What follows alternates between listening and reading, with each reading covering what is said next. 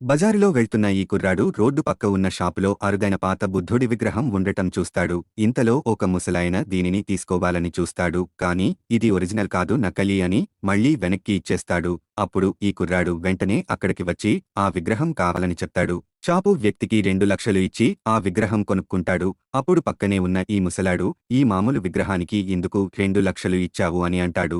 అప్పుడు ఈ కుర్రాడు, ఇది మామూలు విగ్రహం కాదు, దీని ఖరీదు 200 కోట్లకు పైగా ఉంటుందని చెప్తాడు. ఇతడి మాటలు విని ఈ ముసలాడు అలాగే షాపు వ్యక్తి ఈ కుర్రాడిని పిచ్చోడిలా ఉన్నాడని అనుకుంటారు. అప్పుడు ఈ కుర్రాడు ఆ ముసలాడితో ఒక బెట్ వేస్తాడు. ఇది నేను రియల్ విగ్రహం అని నిరూపిస్తే నువ్వు నా దగ్గర అసిస్టెంట్గా పని చేయాలి అని చెప్తాడు.